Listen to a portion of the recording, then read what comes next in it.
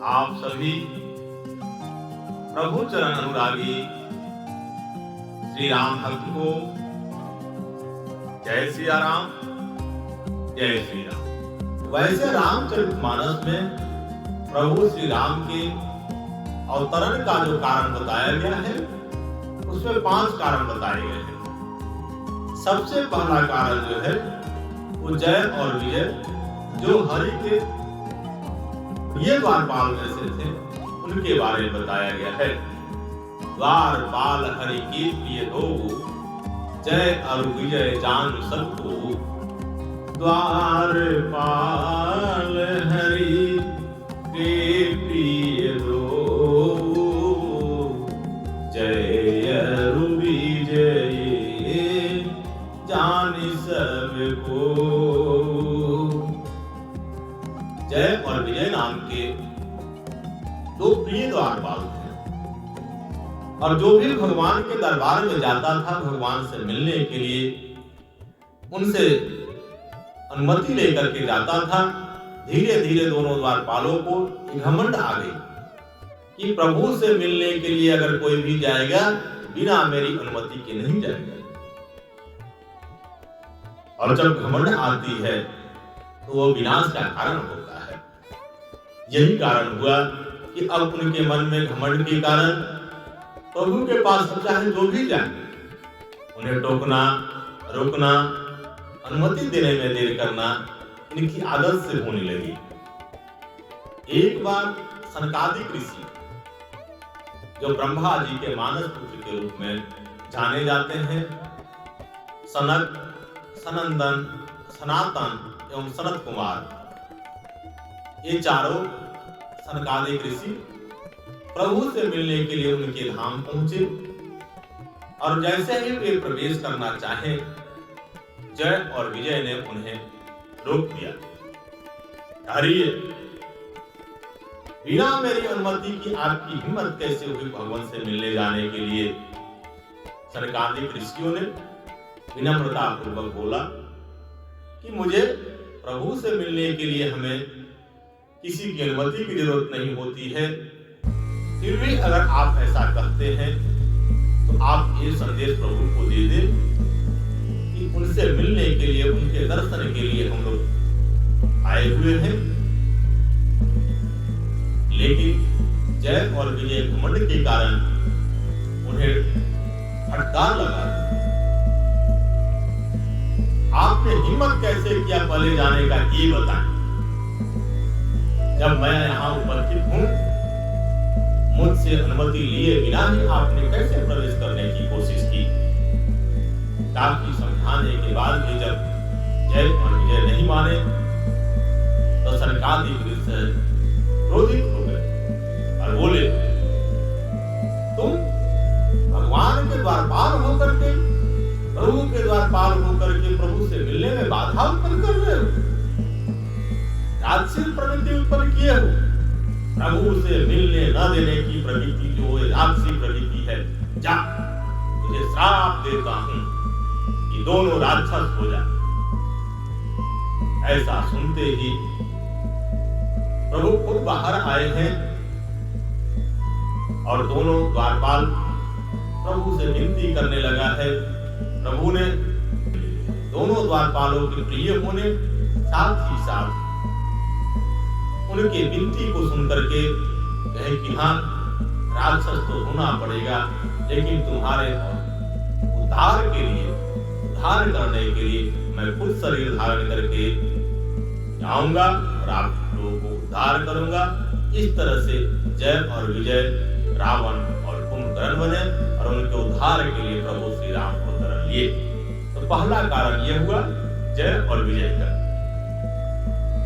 एक कल्प में एक बहुत ही बलशाली राक्षस जालंधर हुआ और उसकी पत्नी वृंदा जो काफी पतिव्रता थी, सती थी और प्रभु की भक्त थी। जालंधर जब भी युद्ध क्षेत्र में जाता था वृंदा तप में बढ़ जाती थी, प्रभु के ध्यान लगा लेती थी और उसके तप योग से पतिव्रता थे, उसके पति जालंधर को एक कवच उत्पन्न हो जाता था, जिसे भगवान शंकर का पाशुपत भी नहीं भेद पाता था। और वह राक्षस जालंधर पूरे ब्रह्मांड में उत्पात मचा रहा था। एक कल्प सुर देखी दुखारे, समर जलंधर सन सब हारे। यानी एक कल्प में जलंधर के साथ सारे जो है से देवता हार गए। यहां तक कि भगवान शंकर भी उसका कुछ नहीं बिगाड़ सकते थे। शंभु किन्न संग्राम अपारा, दनुज महाबल मरई न बारा।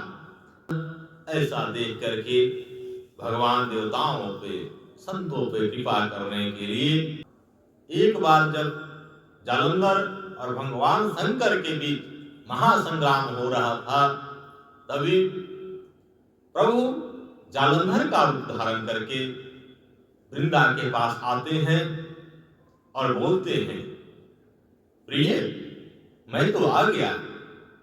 और जालंधर की आवाज सुनते ही वृंदा अपने ध्यान को तोड़ देती है, और जैसे ही वृंदा ध्यान तोड़ती है, भगवान शंकर जालंधर का वध कर देते हैं।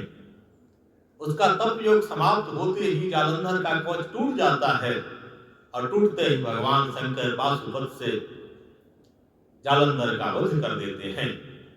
और जैसे ही जालंधर का वध होता है, वृंदा पतिव्रता है, उसे आभास हो जाता है कि उसका पति मारा गया, वो अब नहीं है। और अपना जब तप से देखती है कि ये सामने खड़ा कौन है, वो प्रभु को पहचान जाती है।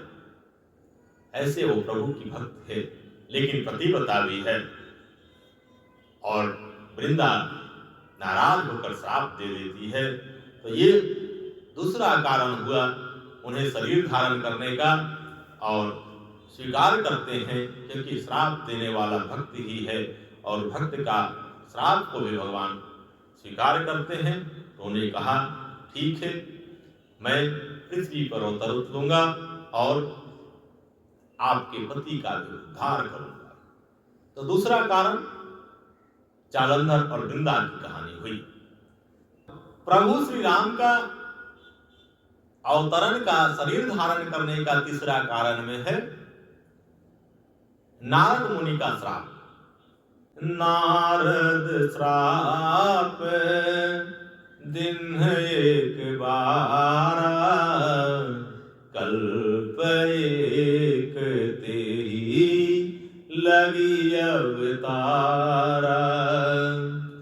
नारद श्राप दिन एक बारा, कल्प एक तेरी लगी अवतारा। गिरिजा चकित भई सुनि वाणी, नारद विष्णु भगत मुनि ज्ञानी।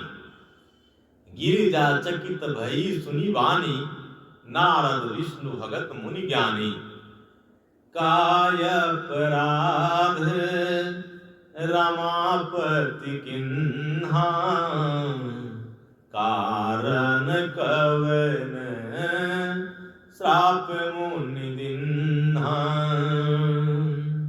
कारण कवन श्राप मुनि दिन्हा।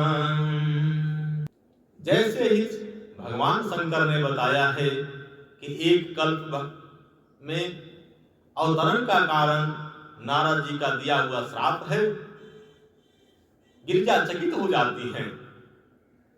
भगवान के वाणी को सुनते ही वहां पार्वती चकित होती हैं और कहती हैं कि नारद तो विष्णु का भगत है, मुनि ज्ञानी है, ऐसी क्या बात हो गई कि महर्षि नारद जो मेरे गुरु हैं, भगवान के भगत हैं, उन्होंने श्राप दे दिया। ऐसी कौन सी अपराध हमारे हरि से हुई थी? क्या अपराध रामापति किन्हा, कारण कवन श्राप मुनि दिन्हा। जिस कारण नारद जी को श्राप देना पड़ा। तब फिर आप लोग कहानी जानते होंगे, विश्व मोहिनी। विश्व मोहिनी की कहानी नारद जी को एक बार भ्रम हो गया था कि वे माया से ऊपर उठ गए हैं। वो कभी आवाज में सुनाई जाएगी आप लोग को, उस पर हम लोग उसका आनंद बाद में लेंगे। तो तीसरी कारण जो हुआ, नारद द्वारा दिया गया श्राप हुआ। और जब गिरिजा पूछी है, चकित हुई हैं, तो भगवान शंकर बोले हैं कि यहाँ कोई भी ज्ञानी या मूढ़ नहीं है। जैसे प्रभु श्री राम चलाना चाहते हैं वैसे ही उसकी मति हो जाती है और वैसा ही वह करने लगता है। भगवान जिसको चाहे वैसा बना सकते हैं, उसका कर सकते हैं। बोले बिहसी महेश तब ज्ञान मूढ़ न कोई, जही जस रघुपति करहि जब सो तस तेहि क्षण होय। यानी इस दुनिया में कोई भी ज्ञानी या मूढ़ नहीं है। भगवान जिसको जैसा चाहते हैं वो उसी क्षण वैसा ही हो जाता है। इसीलिए तो कहा गया है कि भगवान की जिस पर कृपा हो जाती है, मूकम करोति वाचालम पंगुम लंघतम गिरिम यत् कृपा तमहम वंदे परमानंद माधवम। मूकम करोति वाचालम पंगुम लंघतम गिरिम यत् कृपा तमहम वंदे परमानंद माधवम। यानी जिस पर भगवान की कृपा हो जाती है, गूंगा भी बोलने लगता है, लंगड़ा पर्वत को पार करके जा सकता है, लांघ सकता है। और प्रभु में यह गुण होता है और भक्त को वो अपने सारे गुण दे सकते हैं। बिनु पद चलई सुनई बिनु काना, कर विधि करम करई बिनि नाना। आनंद रहित सकल रस भोगी, बिनु वाणी वक्ता बड़ जोगी। बिनु पद चलई सुनई बिनु काना, कर बिनु कर्म करई विधि नाना। आनन रहित सकल रस भोगी, बिन वाणी वक्ता बड़ जोगी। बिन वाणी वक्ता बड़ जोगी। ये सारे गुण प्रभु में होते हैं और जिस पे वो कृपा करते हैं उन्हें भी उस अपना सारे गुण दे सकते हैं, कर सकते हैं। राई ते पर्वत करे पर्वत राई माई, ये उनकी कृपा है, उनकी इच्छा है। वो पहाड़ को राई बना सकते हैं, राई को पर्वत बना सकते हैं। तो ये है, ये प्रभु की जैसी इच्छा होती है पूरा चराचर वैसे ही करने लगता है। द्वार दया का जब तू खोले, जब प्रभु दया करते हैं तो क्या होता है? द्वार दया का जब तू खोले, पंचम सुर में गूंगा बोले। पंचम सुर में गूंगा बोले।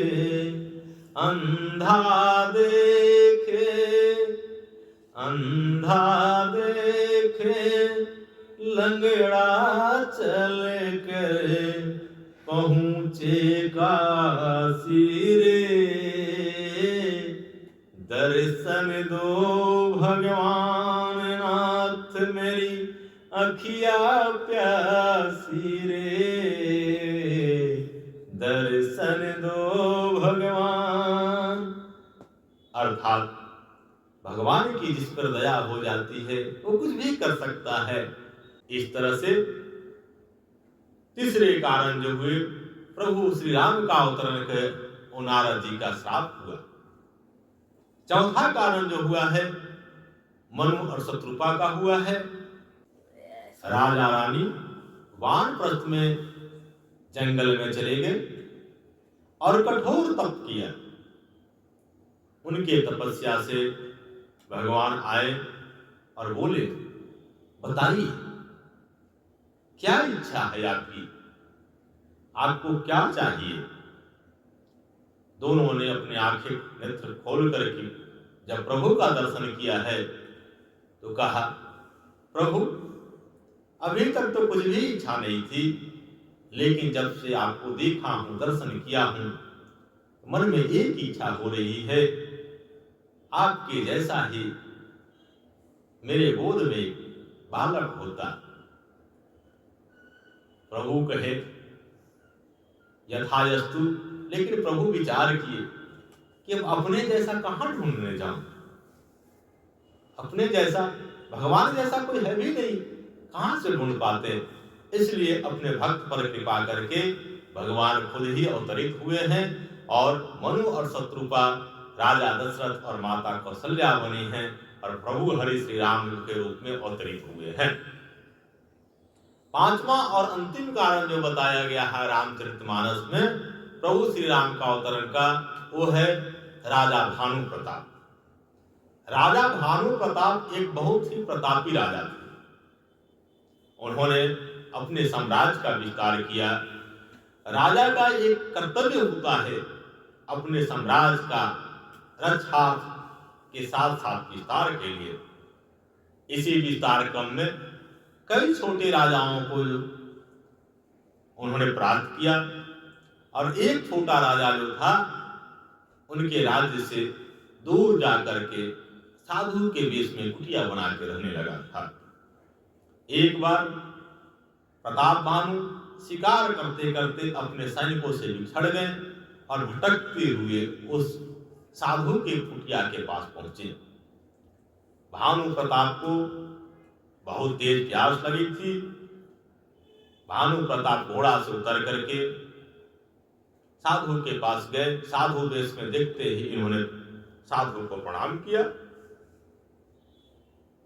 वो साधु जो भेष केवल बनाया हुआ था, वह तो एक छोटा सा राजा जो भानु प्रताप के द्वारा उसके राज्यों को छीनने के कारण चला गया था, भानु प्रताप को पहचान गया। उसने कहा, आओ आओ भानु प्रताप आओ, कैसे आना हुआ। इतना सुनते ही भानु प्रताप चकित हो गए। इन्होंने कहा, आपने मेरा नाम कैसे जाना, मुझे पहचाना कैसे, क्योंकि मैं तो अपने राज्य क्षेत्र से बाहर चला आया हूं। राजा ने कहा, तुम्ही को नहीं, साधु जो राजा साधु वेश में है उसने कहा, अरे तुम्हारा एक सारथी, तुम्हारा मंत्री धर्मरुचि है, तुम कह देश के राजा हो। जैसे जैसे उनका सारा परिचय बताने लगा भानु प्रताप उतना ही प्रभावित होने लगे। यहाँ पे इस माध्यम से सावधान किया गया है कि कोई जब अजनबी आपके बारे में ज्यादा कुछ बताने लगे तो उस पर भरोसा नहीं करना चाहिए। लेकिन भानु प्रताप ने उस पर भरोसा किया और वह साधु भानु प्रताप को कहा कि तुम जो है अमर हो सकते हो, पूरे विश्व में तुम्हारी साम्राज्य स्थापित हो सकती है। एक काम करना होगा कि मैं रसोई बनाऊंगा और तुम्हें साधु संतों को बुलाकर उनको भोजन कराना होगा और रसोई में कोई दूसरा नहीं रहेगा मेरे अलावा, और साधु संतों को जो भोजन परोसना होगा तुम्हें अपने हाथों से परोसना होगा। उस साधु का बात मान करके भानु प्रताप ने ऐसा ही किया और रसोई तैयार की गई। वह साधु कुछ माया जान चुका था, मायावी हो चुका था। माया के प्रभाव से उसने जो रसोई तैयार की वो सारे मांस से बना हुआ था, लेकिन देखने में बिल्कुल पकवान लग रहा था। भानु प्रताप अपने छोटे भाई अरिमर्दन और मंत्री धर्मरुचि के साथ विप्र लोगों को भोजन परोसने लगा और जैसे ही भोजन परोसी गई आकाशवाणी हुई। प्रभु को ऐसा लगा कि अनर्थ हो जाएगा अगर इस भोजन का भक्षण मुंह में जैसे ही विप्र लोग संत लोग लेंगे तो ये अनर्थ हो जाएगी, आकाशवाणी होती है, विप्रबिंद उठी उठी गृह जाऊं, है बड़ हानि अन्न जनि खाऊं, भयउ रसोई भूसर मासु, सब द्विज उठे मानि विश्वासु। सारे इंद्र लोग विप्र लोग बातों पर विश्वास करके उठे हैं और श्राप दिए जा, तो पूरे खानदान राक्षस हो जा। इस तरह से रावण, कुंभकर्ण और उनका मंत्री जो धर्मरुचि था विभीषण के रूप में हुए, और बाकी जितने भी उनके वंशज थे और रावण के वंशज बने। प्रभु उनके तारण करने के लिए, उनके उद्धार करने के लिए अवतरित हुए हैं। इस तरह से रामचरितमानस में प्रभु श्री राम के अवतरण के 5 कारणों को बताया गया है। विप्रधेनु सुर संतहित लिन्ह मनुज अवतार, निज इच्छा निरमित तनु माया गुण गोपाल। बोलिए सियावर रामचंद्र भगवान की जय। ओम नमः पार्वती पते नमः।